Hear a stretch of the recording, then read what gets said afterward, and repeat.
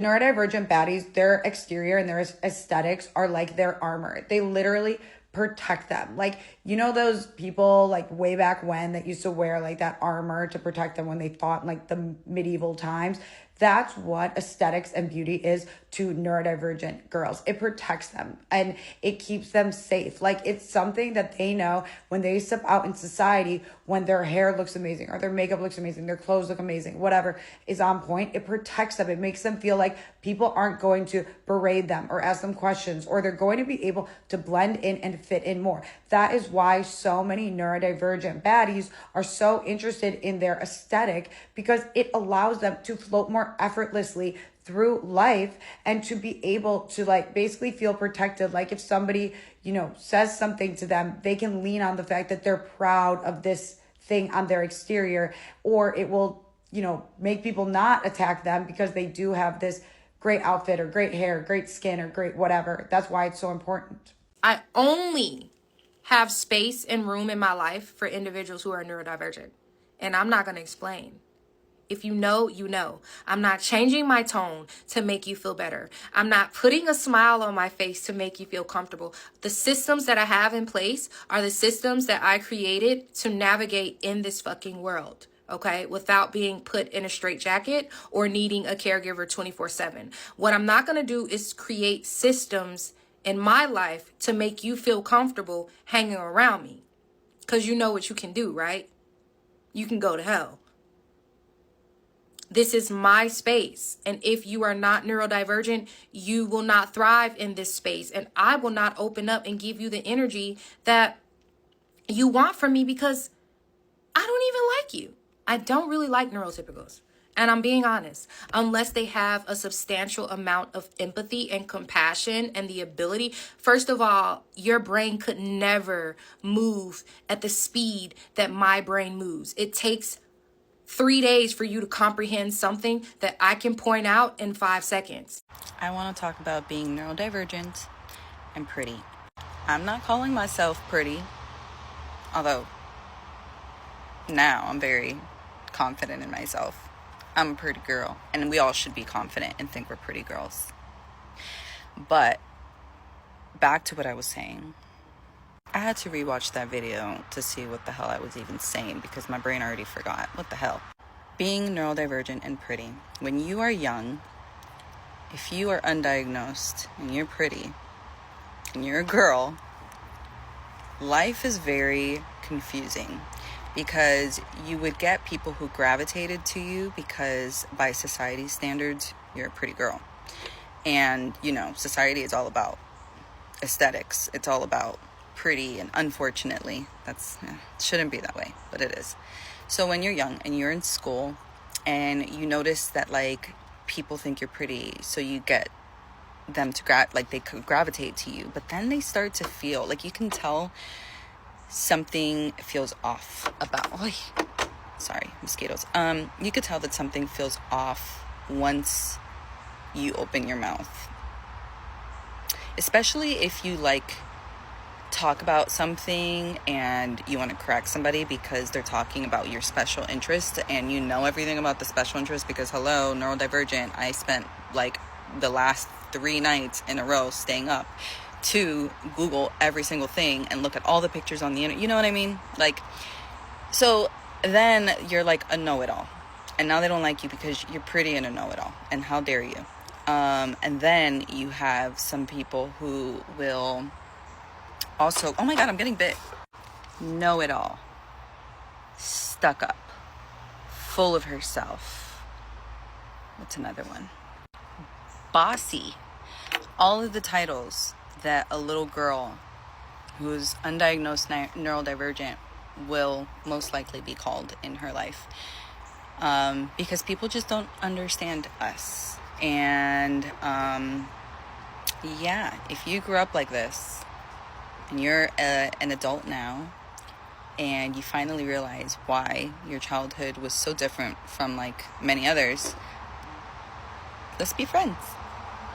Something you need to be really careful of if you are a neurodivergent girly, especially if you are conventionally attractive, is falling into the idea that you get along with men better than you do women. And I know for a lot of us, it can really feel like that is the experience, especially when you're attractive, because women do want to be your friend and they want to bring you into their groups and whatnot. But because you don't act a certain way, you experience a lot of rejection. But then when you get around men, it can just feel like they're a lot more accepting of just like your sense of humor or little quirks that you have, and they don't really question things.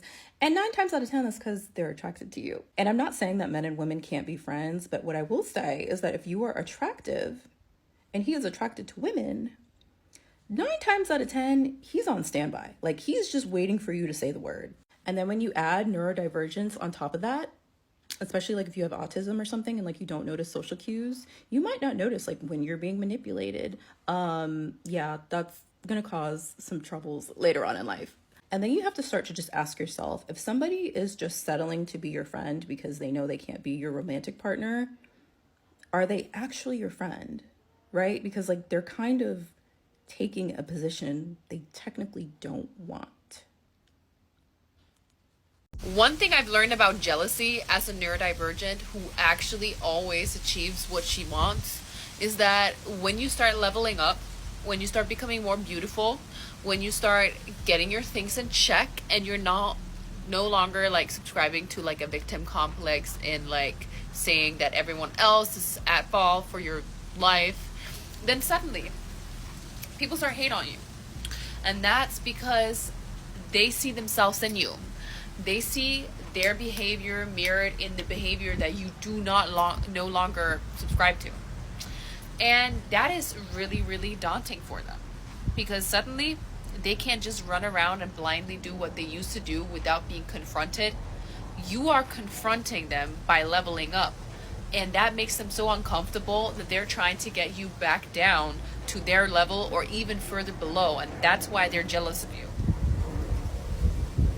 I don't tell people that I'm neurodivergent the same way that Bruce Wayne doesn't tell people that he's Batman, because it reveals my superpowers and it tells people to put me in a certain box. The same way that not everyone thinks Batman is a good guy, not everyone thinks neurodivergence is a good thing, or they don't necessarily understand it in a way where they are able to think about it in an abstract way that gives you leeway and that makes you a whole person in their eyes.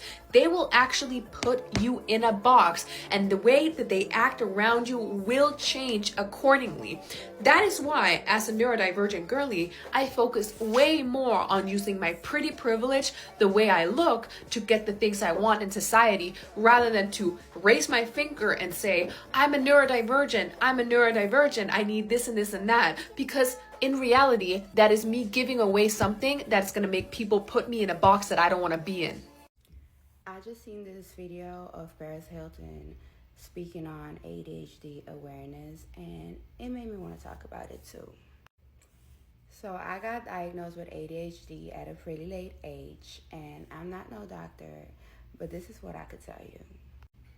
If I'm not mistaken, doctors did not do research on girls with ADHD until 2002. They was only doing research on boys, which led to a group of girls not being diagnosed, which led to a group of females now walking around thinking they depressed, experiencing severe anxiety without even knowing that this might be the cause.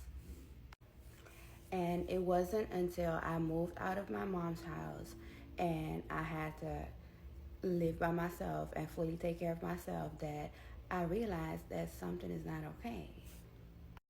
I was unable to do the most simple things in life. Like, everything will get me severely overwhelmed to a point where I would isolate myself and just not do anything, which led to me getting anxiety because I felt like I wasn't getting stuff done and everything would just pile up to a point where it would drive me crazy. So one day I sat in my makeup artist chair, and she's somebody that has ADHD, and I was just telling her about how I'm just overwhelmed by the most stupid things. And she was like, Shan, like, I'm not trying to play doctor, but maybe you should go and see if you got ADHD. I went to the doctors and I got diagnosed, and my entire life just made so much sense. Now I knew why, as a teenager, I wasn't able to get through a full day of school without being overwhelmed. And I remember just feeling like that and just ignoring it because I was so embarrassed to like say something. I felt like, no, nothing is wrong with me. Like, my friends are doing just fine. So like this, let me just ignore it. And that's something that they call masking. And that is what us females do, because we just don't want anything to be wrong with us. So we just ignore the problem. And that is what leads to anxiety. Now I knew I had so many ideas, so many business plans, so many great stuff that I wanted to do that I just would not get done because I would either forget or I would be too anxious and too overwhelmed to do it. So I'm a pretty prideful person, and I always feel like nothing is ever wrong with me. But in this case, I just decided to just take a step back and get on ADHD medication.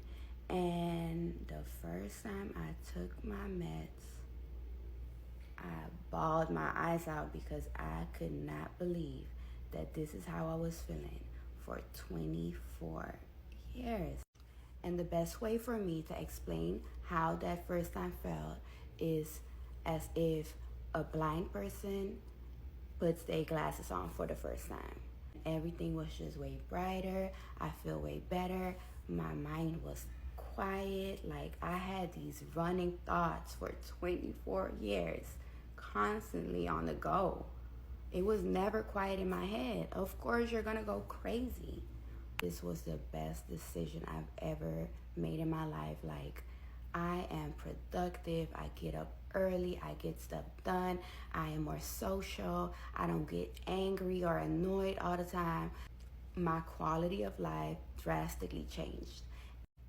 There's a bunch of ways to deal with your ADHD, and a lot of people are not a fan of medication and they practice meditation and mindfulness. But for me personally, I use it as a tool for me to get everything done that I have to do, so I one day can get to a point where I can put my medication aside and be like, okay, like everything is set financially, mentally. I have a quality of life, and now I can relax and put my medication aside. So what I'm saying is, girl, you're not alone and you're not crazy. You are not lazy. You are not crazy. You are not a procrastinator. Like, there's really something different in your head than normal people.